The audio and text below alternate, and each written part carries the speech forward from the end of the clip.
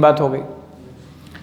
अब बच्चों अगर इंटरफ्रेंस हम अच्छा ही चाहते हैं तो एक चीज़ फिर और कर लिख लिया जाए कि जो वेवलेंथ होगा वो भी क्या होना चाहिए, इक्वल होना चाहिए। रीजन क्या है कि फ्रीक्वेंसी तो इक्वल है ही है ना, फ्रीक्वेंसी तो इक्वल है ही है। अब एम्पलीट्यूड भी इक्वल हो गया और हमने दूसरे नंबर पे क्या लिखा कि वेवलेंथ भी क्या होना चाहिए, सेम वेवलेंथ होना चाहिए, तो अच्छा इंटरफ्रेंस हमें दिखेगा। तो बच्चों फिर लिखेंगे for good interference, for good interference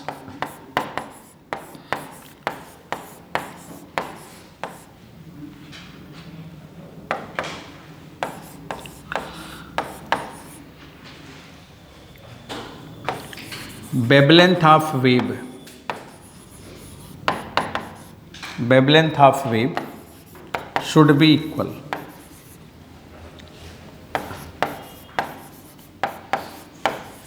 should be equal। तो किसके लिए, गुड इंटरफ्रेंस के लिए। तो बच्चों देखो ये चार इंपॉर्टेंट बातें हैं। आप लोगों के स्कूल के एग्ज़ाम में आता है कि इंटरफ्रेंस सोर्स कैसे, कोहेरेंट सोर्स कैसे आपको मिलेगा या कोहेरेंट सोर्स की क्या प्रॉपर्टी है। तो अभी कैसे मिलेगा मैंने वो नहीं बताया है, अभी मैंने बताया है कि कोहेरेंट सोर्स बनाएंगे तो बनेगा तो उसकी क्या प्रॉपर्टी होनी चाहिए। तो प्रॉपर्टी क्या होनी चाहिए बच्चों, एक बार ज़रा मेरे साथ पढ़ लो। Frequency must be equal, phase relation must be constant, should have equal amplitude for good interference, should have equal wavelength for good interference। हो गया काम इतना। चलिए अब थोड़ा आगे बढ़ते हैं। अब बच्चों यहाँ से जब आगे चलेंगे आप तो अब आता है कि इंटरफ्रेंस हम कैसे बनाएं, कैसे हम कोहेरेंट सोर्स बनाएं। तो कोहेरेंट सोर्स कैसे बनाएं, कोहेरेंट सोर्स।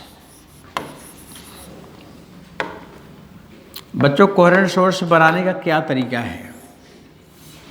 तो कोहेरेंट सोर्स बनाने का ना हम लोगों के पास दो तरीका है।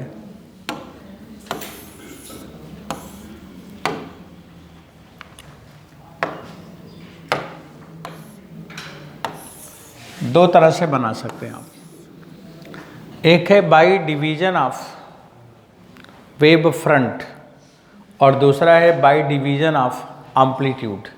तो how can you prepare coherent source, by two techniques. First technique is division of wave front, second technique division of amplitude. तो बच्चों आप यहाँ पे लिखेंगे कोहेरेंट सोर्स बाय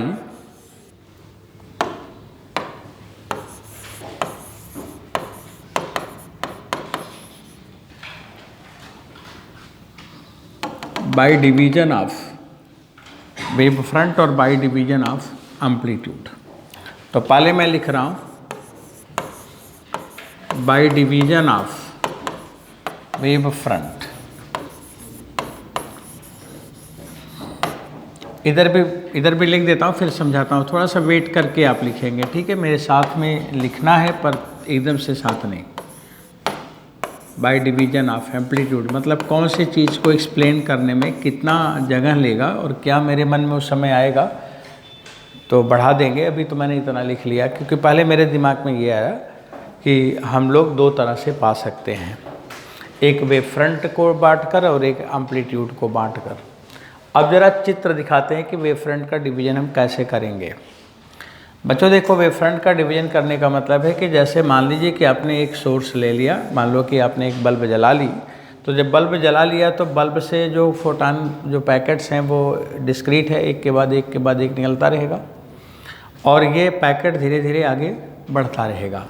तो बच्चों जितने भी पैकेट निकले होंगे, जितने भी पैकेट निकले होंगे t बराबर 0 पे, सभी कोहेरेंस टाइम में या कुछ टाइम में, कोई टाइम में बराबर दूरी चल लिए होंगे।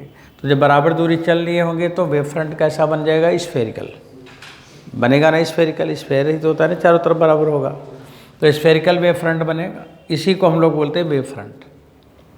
अभी बच्चों ये वेव फ्रंट आपने मान लीजिए कहीं पर भी हैं, जहाँ पे भी आपका पढ़ने का इंटरेस्ट आया कि हम ज़रा देखें यहाँ पे कोहेरेंट वाली बात, तो ये आपने वेव फ्रंट ले लिया।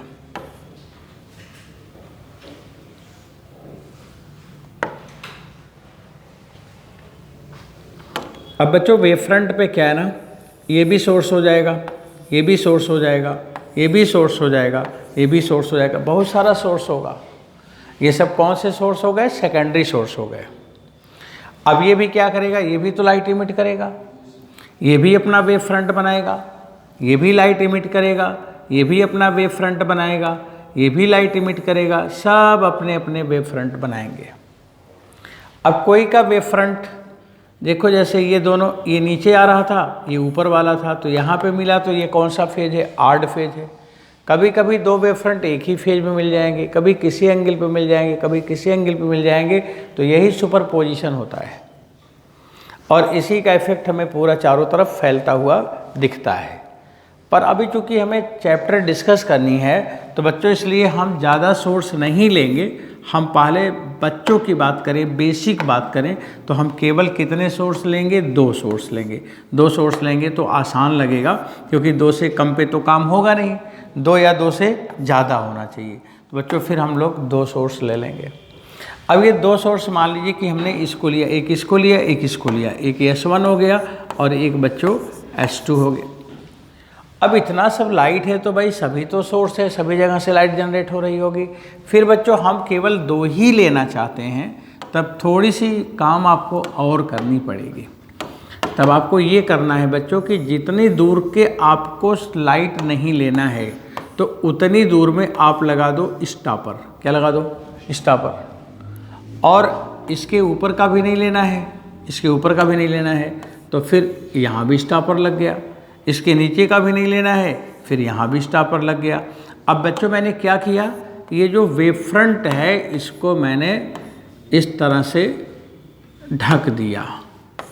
बस 2 जगह मैंने खोला, ओपन किया। मतलब जैसे एक आपने पेपर लिया और पेपर में 2 होल लगा दिया, और इधर जल रहा है लैंप और आपने 2 होल बनाया, तो बाकी लाइट तो अब बाहर नहीं जाएगा ना, वो तो रोक लेगा, केवल 2 होल से निकला हुआ लाइट आगे जाएगा। तब हमने क्या किया कि पूरे वेव को नहीं पढ़ के केवल 2 को पढ़ेंगे। और यहाँ से ये 2 सोर्स हो गए, S1 और S2। अब बच्चों सुनो, अब यहाँ से जो लाइट निकल रही है, मान लो ये लाइट इधर जा रही है, और यहाँ से जो निकल रही है बच्चों, ये मान लो कि ये इधर जा रही है, ऐसे जा रही है ना, ऐसे जा रही है। और ये कहीं कहीं तो मिलेगा ना, अब कहीं भी मिल जाएगा। मान लो यहाँ मिल गया, तो जहाँ पे मिल गया वहीं पे क्या होगा? इंटरफ्रेंस हो गया। वहीं पे क्या हो गया? सुपरपोजिशन हो गया। और जब सुपरपोजिशन हो गया तो यहाँ पे कोई हमें नया इफेक्ट दिख जाएगा। इसको थोड़ा ना सही से बना दूँ। ये सोर्स S2 ले लो और इसको ना ऐसे ले आते हैं, बस हो गया, यही मिलाते हैं। अब ये यहाँ पे हमने इसको मिला दिया, ये ऐसे। ये बच्चों ये वेव जा रहा, अब ऐसे बहुत सारा वेव जा रहा होगा।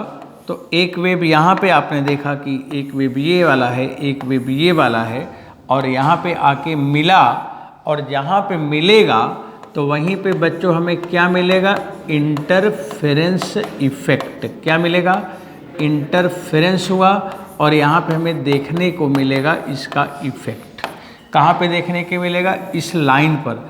इसको हम क्या कहते हैं? स्क्रीन है, स्क्रीन पे दिखेगा।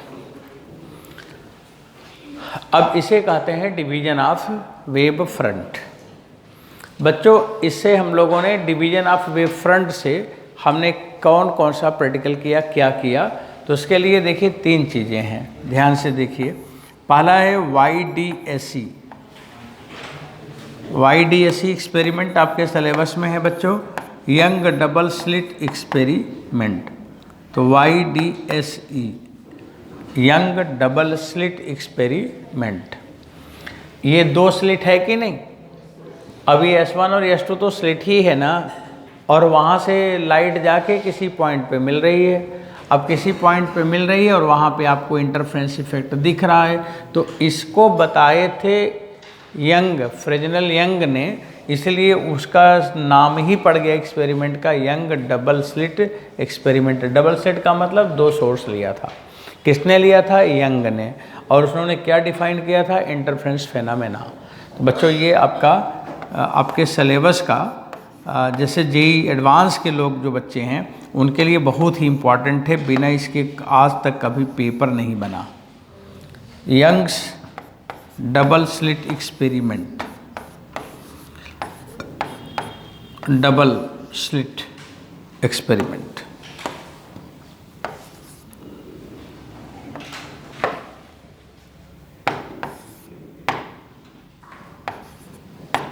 यहाँ पे लिख लिया डबल स्लिट एक्सपेरिमेंट। तो बच्चों मेरे को एक ये पढ़ना है, यंग डबल स्लिट एक्सपेरिमेंट पढ़नी है। दूसरा काम इसमें और हुआ था, लॉयड मिरर, लॉयड्स मिरर, ये भी by division of wave front. ये सब by division of wave front के एग्जाम्पल हैं बच्चों। तीसरा हुआ था फ्रेजनल, फ्रेजनल्स बायप्रिज्म। ये फ्रेजनल्स बायप्रिज्म स्कूल के बच्चों के लिए है, इसका चित्र टीचर पूछ लेते हैं और कोई सवाल वाल भी दे के पूछा जा सकता है। तो आपके पास बच्चों पढ़ने के लिए 3 चीज़ पढ़ना है। पहले हम यंग डबल स्लिट पढ़ाएंगे, फिर हम लॉयड मिरर बताएंगे क्या है, फिर हम आपको बताएंगे फ्रेजनल बायप्रिज्म क्या है। अब यहाँ पे इंटरफ्रेंस किससे हुआ है? मिरर से। यहाँ पे इंटरफ्रेंस किससे हुआ है? प्रिज्म से। और यहाँ पे इंटरफ्रेंस हुआ है डायरेक्ट 2 सोर्स से। इसीलिए 3 एक्सपेरिमेंट आपको पढ़ने हैं। अब चलिए बच्चों, ये तो हो गया डिवीजन ऑफ वेव फ्रंट। अभी पढ़ेंगे, समझेंगे, सीखेंगे। अभी थोड़ा बेसिक्स लिख लें आप। और एक और बोला था ना, बाई डिवीजन ऑफ एम्पलीट्यूड, उसको भी थोड़ा सा आइडिया हो जाए। बाई डिवीजन ऑफ एम्पलीट्यूड,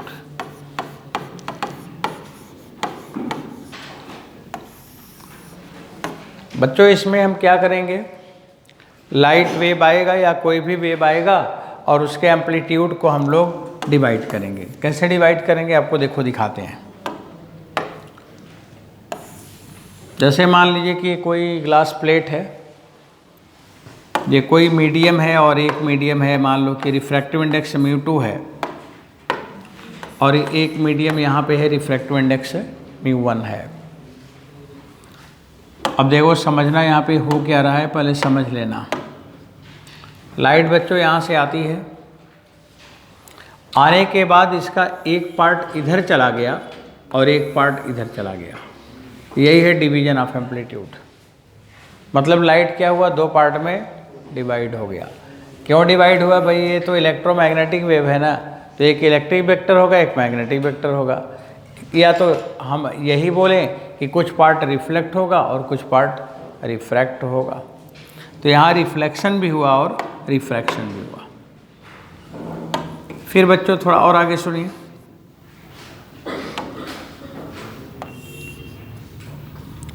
अब यहाँ से ये जो वेव है ना, यहाँ पे ये फिर रिफ्लेक्ट होगा और ये फिर रिफ्रैक्ट होगा। यहाँ पे भी ये कई एक पार्ट में जाएगा, फिर यहाँ आएगा, फिर ये इधर जाएगा, फिर ये इधर जाएगा। तो इस तरह से ये वेव कई भाग में टूटता रहेगा। और बार बार क्या डिवीजन हुआ है? एम्पलीट्यूड। जो एम्पलीट्यूड यहाँ था उसका 2 पार्ट हुआ, फिर जो आया उसका 2 पार्ट हुआ, जो फिर आया फिर 2 पार्ट हुआ। तो आप क्या देख रहे हैं कि लाइट आगे बढ़ती जा रही है और उसका एम्पलीट्यूड ब्रेक होता जा रहा है, टूटता जा रहा है, 2 भागों में टूट रहा है। तो इसे बोलते हैं डिवीजन ऑफ एम्पलीट्यूड। और अब देखो इसका इंटरफ्रेंस करोगे, आप इसका इंटरफ्रेंस करोगे, या तो ये दोनों वेव ले लेना या तो दोनों वेव ये ले लेना। इससे भी हमें क्या मिलेगा? Interference effect. और इससे भी हमें क्या मिलेगा? Interference effect. ये बच्चों इंटरफ्रेंस कैसे मिलेगा? बाई रिफ्रैक्टेड रे, और ये बाई रिफ्लेक्टेड एंड रिफ्रैक्टेड। तो यहाँ दोनों रिफ्रैक्टेड है और यहाँ पे एक रिफ्लेक्टेड है और एक रिफ्रैक्टेड है। तो एक वहाँ पे हमें फिनोमेना, एक यहाँ पे मिलेगा। तो बच्चों इसको हम लोग ऐसे लिखा। इसके लिए हमें क्या पढ़ने हैं, क्या करने हैं, उसके भी नाम लिख लें। अच्छा एक बात बच्चों ये बता दूं आपको, जैसे ये लाइट आई और 2 भागों में टूट गई, तो कितना पार्ट टूट गया? जो रिफ्लेक्ट हुआ वो कितना पार्ट है? तो फ्रैक्शन फ्रैक्शन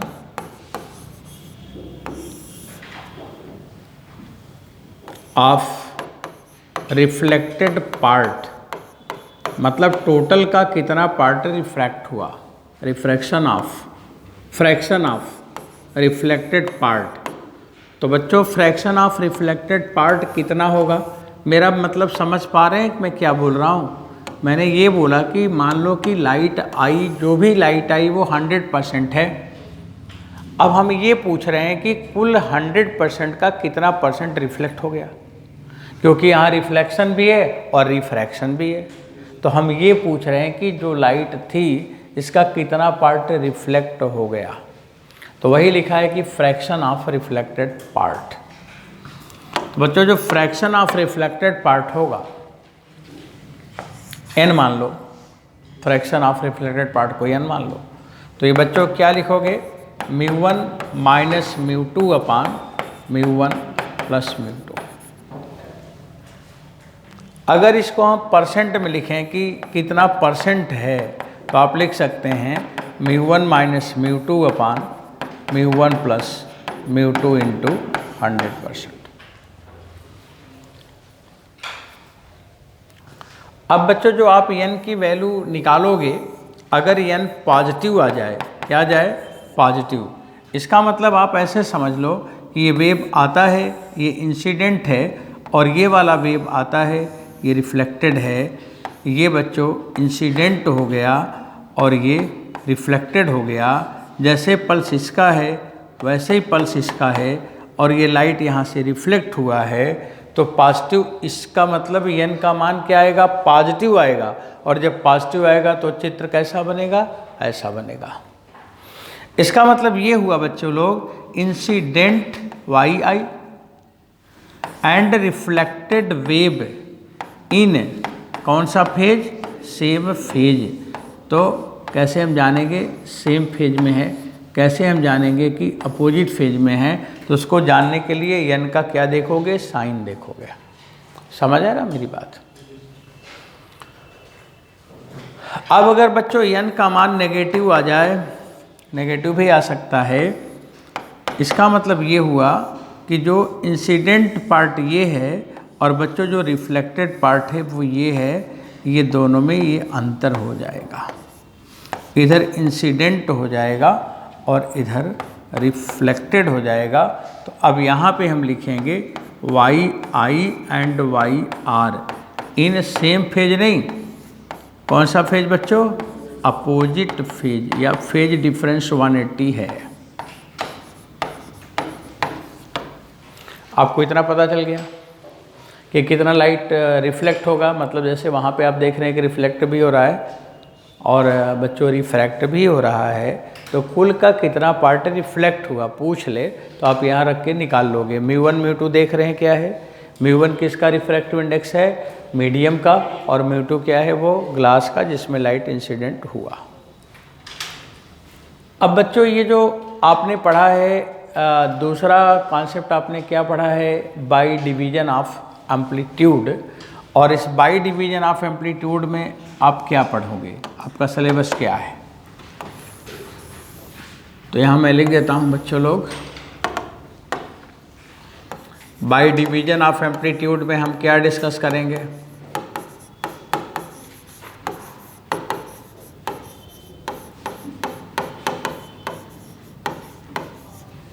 आप इसमें पढ़ोगे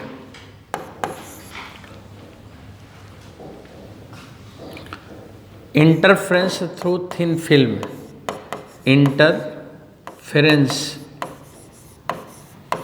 थ्रू थिन फिल्म। आपको थोड़ा सा ऐसे दिमाग में डालेंगे कि ये थिन फिल्म का इंटरफ्रेंस क्या है। इंटरफ्रेंस थ्रू थिन फिल्म, हम इंटरफ्रेंस देखते हैं, यहाँ पे भी देखते हैं थिन फिल्म। जैसे एक एग्जाम्पल समझाऊँ आपको, जैसे मान लीजिए कि पानी है और पानी पे आयल डाल दीजिए, आयल, तो पानी के ऊपर आयल की एक लेयर आ गई, तो जो आयल की एक लेयर आई वो थिन फिल्म है। और अगर उस पर लाइट पड़ेगी, कभी आपने आयल पे देखा होगा कि लाइट अगर पड़े तो वो अलग अलग कलर दिखता है वहाँ पे। वो अलग अलग तरह का वहाँ पे इमेज दिखता है, तो उसी को हम लोगों ने क्या कहा है, थिन फिल्म का इंटरफ्रेंस। आपको एक एग्जाम्पल दिखाएं, जो किताब लेते हैं तो उस पर एक होलोग्राम होता है, देखा है बच्चों, होलोग्राम। और अगर उस होलोग्राम को इधर उधर थोड़ा घुमाओ तो उसमें एक ही इमेज दिखता है कि कई इमेज, कई इमेज दिखता है, वो है इंटरफ्रेंस इफेक्ट। वही इंटरफ्रेंस इफेक्ट है जो कई दिखता है, और किस पे बना हुआ है, एक पतले से पेपर पे बना हुआ है, तो उसी का नाम क्या पड़ा है, थिन फिल्म। तो इंटरफ्रेंस थ्रू थिन फिल्म, समझ में आया क्या है? तो इसे हम लोग पढ़ेंगे भी तो देखेंगे और अच्छे से देखेंगे। और बच्चों, और दूसरा चीज़ क्या है यहाँ पे हमें पढ़ना होता है, एम्पलीट्यूड के डिवीजन में पहला हुआ इंटरफ्रेंस थ्रू थिन फिल्म। दूसरा आपको, दूसरा बच्चों इसमें सबसे इम्पॉर्टेंट है हमारे एग्जाम के लिए, वो पढ़ना होता है न्यूटन्स रिंग। न्यूटन ने एक एक्सपेरिमेंट किया था और उन्होंने बोला कि यहाँ पे एक अलग तरह का पैटर्न दिखता है, एक अलग तरह का इमेज दिखता है, और वो कैसे दिखता था, रिंग बना हुआ, रिंग बनता था, रिंग रिंग बहुत सारा रिंग। तो उसने, न्यूटन ने क्या बोला, न्यूटन्स रिंग है ये। अब उसको हम लोग पढ़ेंगे भी कि कितना रेडियस का रिंग बनेगा, कितने बनेंगे, कैसे बनेंगे, अभी जानेंगे। तो बच्चों दो चीज़ हमने पढ़ा दी, इंटरफ्रेंस थ्रू थिन फिल्म और न्यूटन्स रिंग। एक और है तीसरा, तीसरा वाला है क्या बच्चों, वेज शेप फ्रिंज। क्या बोलते हैं, वेज शेप फ्रिंज, या fringe on inclined, fringe on inclined film. क्या बोलूँगा, वेज शेप फ्रिंज जैसे बने बोला, जैसे न्यूटन्स रिंग है ना, तो उसी रिंग को हमने यहाँ पे फ्रिंज बोल रहा हूँ। तो किस पे बनेगा, इंक्लाइंड प्लेन पे बनेगा। तो मैं लिख देता हूँ, वेज शेप, या यही ज़्यादा अच्छा वर्ड ये है कि थोड़ा मैकेनिकल दिख रहा है, ये लिखो बच्चों आप, interference pattern, interference, interference on या by inclined film, inclined film, ये आपका ये लैंग्वेज ज़्यादा अच्छा है, इंक्लाइंड फिल्म। इंक्लाइंड फिल्म क्या है, जैसे समुद्र में देखो, शाम के टाइम में जब सनराइज और सनसेट होता रहे, तो समुद्र में जो लहरें चलती हैं, तो वो लहरें जब समुद्र की आप देखेंगे, तो जैसे ये ऊपर उठा, तो बच्चों जैसे ये ऊपर उठा, ये इसकी वेव्स हैं, लहर जिसे बोलते हैं, और ये फिर ऐसे ऐसे नीचे आया, तो ऐसे जो ये वाला शेप है यहाँ से लेके यहाँ तक, इसी को हम कहते हैं इंक्लाइंड फिल्म। कभी जब लोग समुद्र के किनारे जाते हैं, और कब जाते हैं ज़्यादा, दोपहर में जाते हैं, जब तूफान चलता रहे, उसमें डूबने तो जाएंगे नहीं, वो अक्सर कब जाते हैं, जब सनराइज होता हो और सनसेट होता हो। अब कई लोग सनराइज और सनसेट केवल देखते हैं, बस बोलते हैं वो सन निकल रहा है, वो सन जा रहा है, उसको देख के क्या पाएगा। हाँ, वो तो अपने मन में ही सोच लो, सन आ रहा है, सन जा रहा है, ख़त्म बात हो गया। वहाँ पे जो विद्वान लोग होते हैं, जो पढ़े लिखे लोग होते हैं, वो इसको देखने जाते हैं, जो ये इंटरफ्रेंस का इफ़ेक्ट दिखता है, उस पर फोकस करना चाहिए। आप वहाँ पे देखेंगे कि जब वो पानी का थोड़ा सा ऐसे बेंड होगा, इंक्लाइंड प्लेन होगा, और उस पर वो सन की हल्की वाली जो लाइट पड़ेगी, तो आप देखोगे आधे से ज़्यादा समुद्र पे पैटर्न बनेगा। वो ऐसे मोटा मोटा येलो कलर का एक प्लेट दिखेगा, फिर बीच में गैप दिखेगा, फिर दिखेगा प्लेट, फिर दिखेगा, और उसको देखिए, उस पानी के सरफेस पे देखिए, आपको बिल्कुल अलग तरह का दिखेगा। वो इंटरफ्रेंस है, उसको देखने लोग जाते हैं। उसको नहीं दिखता किसी को, सबको सब वही सब दिमाग लगाएंगे, सन देखो, सन देखो, इसके बाद अंधेरा हो गया, दिमाग भी अंधेरा हो गया, चलो घर। वहाँ पे हम ये देखने जाते हैं। अब जब आप लोग कभी जाइएगा तो उसको फोकस करिएगा कि हमने क्या बोला है, आपको कितना अच्छा दिखेगा। अभी तो हम सवाल लगा के आपको दिखा ही देंगे एक एक न्यूमेरिकल। तो बच्चों 3 वहाँ पढ़ना है, 3 यहाँ पढ़ना है। कितने बात हो गए, 6 बात। 3 डिवीजन में, और 3 वेव फ्रंट के डिवीजन में, और 3 एम्पलीट्यूड के डिवीजन में। आपको तीनों, उधर का भी पढ़ना है, इधर का भी पढ़ना है। अब पढ़ने की तैयारी करें, चलिए अब आगे बढ़ते हैं।